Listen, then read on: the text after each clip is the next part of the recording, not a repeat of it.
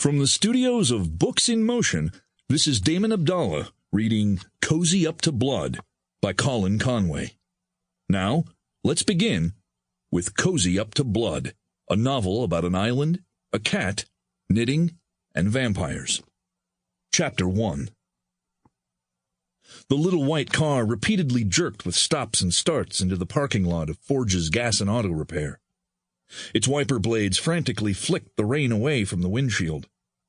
When the automobile came to its final resting place, Murray Lee slowly moved the gearshift into park, then turned off the engine. The Toyota Tercel didn't immediately stop, though. Instead, it sputtered a couple of times before loudly backfiring. When the car eventually fell silent, the wiper blades stopped mid-stroke, as if thankful they no longer had to fight a losing battle against a torrential downpour. Water cascaded down the cracked windshield. Untold thousands of droplets slammed onto the roof, creating a metallic symphony inside the car. The sun hid behind charcoal-colored clouds, and soon night would cover this part of the world. Exhausted, Murray leaned forward to rest his head against the tilted steering wheel. The car's horn beeped a wimpy alert. The noise surprised him, caused him to bolt upright before wearily flopping backward into his seat.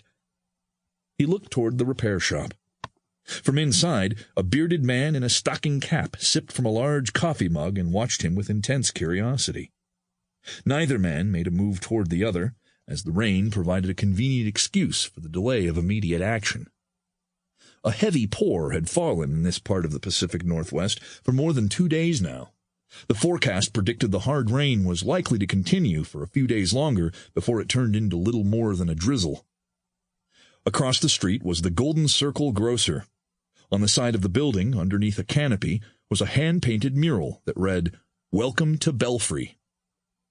Before exiting the car, Murray put on a green John Deere baseball cap and flipped up the collar of his lightweight nylon jacket.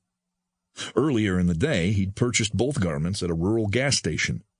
He popped open his door, which squeaked loudly, and he slipped into the pouring shower.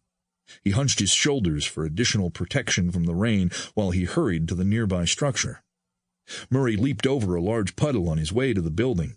When he stepped inside, he was greeted not only with a pleasant bing-bong sound that announced his arrival, but a warm blast of air.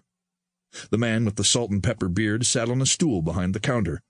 He wore faded overalls and a red, long-sleeved T-shirt. From underneath a brown beanie, wavy gray hair fell to his shoulders. He removed an unlit match from the corner of his mouth. "Wet enough for you?" It most assuredly was wet enough for Murray. It was also cold enough, windy enough, stressful enough, and late enough. However, he didn't feel like commenting on any of these, so he only frowned in response. The clerk struck the match back into his mouth, slid off of his stool, and moved to the counter. He placed both hands into his pockets and was about to ask another question when he seemed to notice how big Murray was. The clerk was almost a head shorter than him. "Jeepers, you're a big fella." The clerk's eyes took him in then. Murray knew the man was checking out the tightly rolled brim of his baseball hat, his nylon jacket, and, finally, the inky ball of fire tattooed on his right hand. "Take it you're not here for the festival?" "My car," Murray said, thumbing toward the lot. "It's, A three-legged pit bull hopped from around the corner of the counter. It was missing the front left leg. The dog's mouth hung open in either a toothy smile or a silent warning. Murray couldn't determine which. "Oh, he won't hurt you none," the clerk said. "That's Wrecker." At the sound of its name, the dog wagged its nubby tail. When Murray reached down to pet the animal, Wrecker pushed his head into his hand. "He's a good judge of character.